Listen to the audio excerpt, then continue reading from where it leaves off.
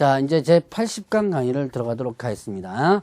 자, 이번 강의에서는 주택임대차보호법, 이것도 여러분들이 민법에서, 특별법에서 배웠던 부분이었죠. 자, 주택임대차보호법에서 이제 내용을 한번 살펴보겠는데요. 자, 주택임대차보호법 적용 범위가 있습니다. 적용 범위는, 자, 주거용 건물의 전부 또는 일부의 임대차에 대해서 관해 적용한다. 주거용 건물에 있어서 전부 또는 일부라는데, 자, 일부라고 하는 부분은요, 자, 주거용이 전체적으로 사용하는 부분에서 일부가 주거 외의 목적으로 사용해도 일단은 적용이 된다 이렇게 합니다. 근데 일부는 아주 조그만 일부가 아니라 전체가 주거용으로 사용하고 있는데 그 일부, 아주 조그만 일부가 다른 용도로 사용될 때 그것도 적용된다라고 볼 수 있는 거예요. 자, 그러면 임차주택의 일부가 주거 외의 목적으로 사용되는 경우에도 적용되는 부분이고요.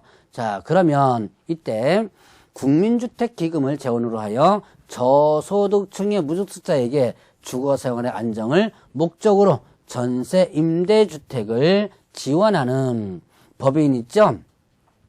자, 이때 토지주택공사와 지방공사도 적용됩니다. 자, 여러분들이 이런 그 법인들, 여러분들 뭐 가장 대표적으로 SH공사, 서울 공사 있죠?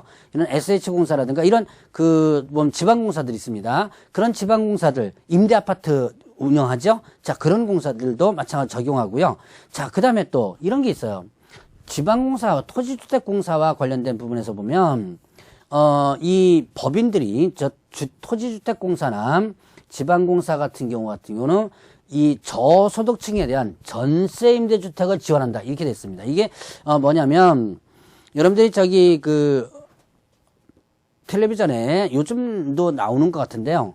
동행이라는 프로그램이 있을 거예요. 거기 보면 집이 없어가지고 거의 쫓겨나다시피 하는 그런 부분에 이제 방송에 한번 나오죠. 그러면 이 사람들에게 아주 저렴하게 그 전세 임대주택을 어떤 공사가 이제 알선해 주는 거예요. 소개시켜 주는데, 근데 이제 이때 이게 소위 말하는 뭐냐면, 자, 적자 임대차 사업이에요. 그러니까, 자, 임대인과는 예를 들어서 5천만 원에 정상적으로 임대차를 한 다음에, 자, 다시 임차인에게 예를 들어서 500만 원만 받고 임대차를 하는 이런 부분들, 이런 사업을 지금 하고 있거든요. 자, 그래서 이런 토지주택공사나 지방공사, 이것도 일단은 적용된다. 자, 그 다음에 또 중소기업기본법에 따른, 자, 중소기업기본법에 따른 중소기업에 해당하는 법인이 소속 직원의 주거용으로 주택을 임차한 후에 그 법인이 선정한 직원이 해당 주택을 인도받고 주민등록을 마쳤을 때 적용된다 하겠습니다. 자, 그러면 중소기업기본법에 의한 중소기업이 직원을 뭘 하는 거예요? 기숙사 용도로다가 일단 주택을 임차한 다음에 거기다 직원을 들인 거예요. 근데 일반적으로, 자, 일반 법인이요, 기숙사 용도로 법인이 임대차를 한 다음에, 그 다음에 그 직원이 들어가서 임차인으로서 산다면, 자, 이 주택임대차보호법의 목적이 뭐냐? 집 없는 서민들을 위한 거예요. 그런데 회사가 기숙사 용도로 일단은 집을 임대차해가지고 거기서 직원이 살고 있다. 그거는 법인이라고 한다면 어떻게 돼요? 일반 회사는 집 없는 서민이 아니죠. 그렇기 때문에, 자, 이거는 적용되지 않았었어요. 그런데 중소기업 같은 경우는 기숙사를 짓지 못하는 거죠.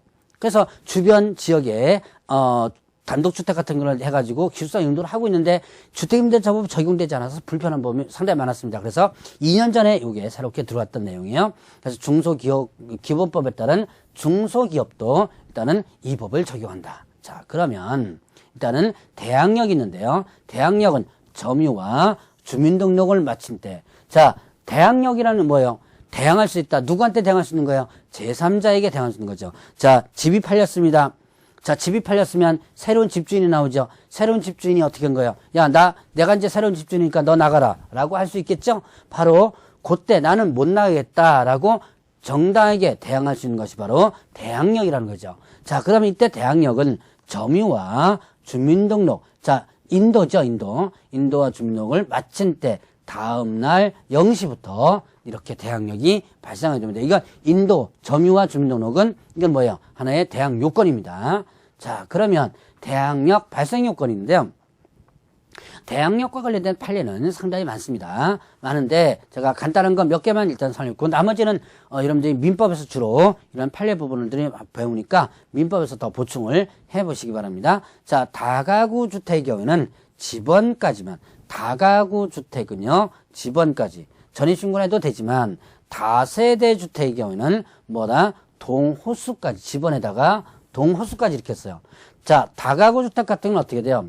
소유자가 한 사람이죠. 그 다음에 여러 가구가 사는 거예요. 그러니까 소유자가 한 사람이니까 집원까지만 해도 되는 겁니다. 그런데 다세대 주택 같은 경우는 건물 한 동에 소유자가 A, B, C, D 각각이에요.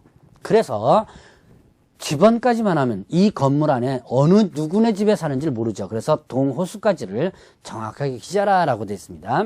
자, 그러면 전입신고 시 집원을 임차인이 잘못 기재하여 후에 수정한 경우라면 수정한 날에 다음 날부터 발생을 하고요.